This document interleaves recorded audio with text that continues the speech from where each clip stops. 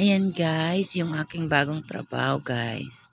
So pasensya na kayo sa boses ko kasi may sounds kasi yung original na voice niyan. Kaya tinanggal ko, kaya nag voice over na lang ako. Ganito kasi medyo masama yung pakiramdam ko. Kaya ganito yung boses ko. So shout out na lang sa aking mga buong Team Lintik at sa aking mga palalabs dyan. So yung ginagawa ko guys ay nagre-revise ako ng mga kaha ng sigarilyo. So nakaupo lang, medyo hindi siya ganon kahirap na trabaho, pero syempre hindi naman din kasing laki ng sahod ko doon sa ano. Pumasok ako dito hanggang sa maging ayos yung mga papel ko. So thank you so much, and pasensya na kung kahapon hindi ako nakasupport masyado kasi sobrang sama ng pakiramdam ko. Shoutout na lang sa inyong lahat. So, ayan, first day of work na sinamaan agad ng pakiramdam kasi naambunan tayo. Kaya shoutout na lang sa inyong lahat. Nakarest pa ako ngayon. So, babalik ako sa trabaho mga Tuesday na. Sa kapatid ko po yan, sa imprenta, dyan ako nagtatrabaho. And thank you so much ate sa lahat ng suporta mo sa bawat isa sa amin. And I love you all. Thank you Ash kasi lagi ka nandyan para sa amin lahat.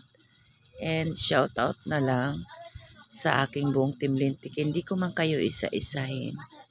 And shout out na lang. I love you all. So yun. Enjoy watching.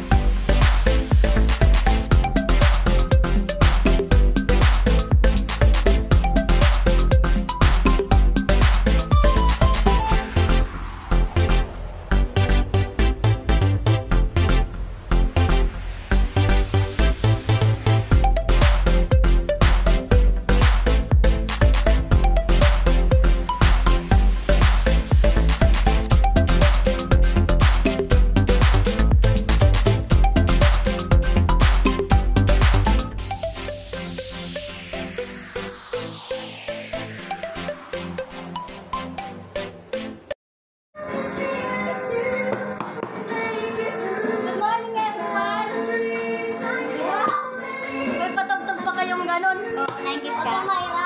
Nainggit ka? Say hi na lang. This is my new wardrobe. At least nakaupo ako, no? Saka nag-ano lang ako, nagre-revise.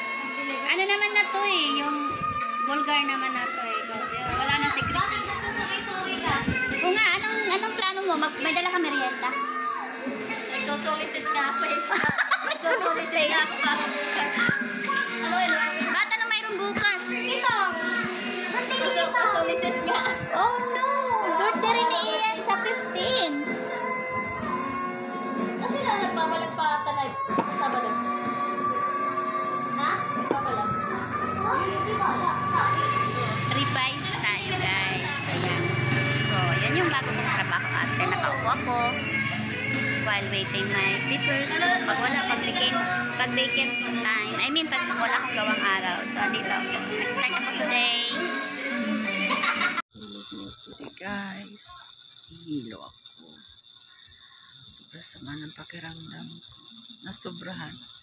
First day ng work. Tapos, nagkasakit agad. Joke lang. Bagsak ako ngayon. So, shout out na lang sa inyo lahat. Love you all. Rest muna. Di maganda yung nangyari. Nasobrahan.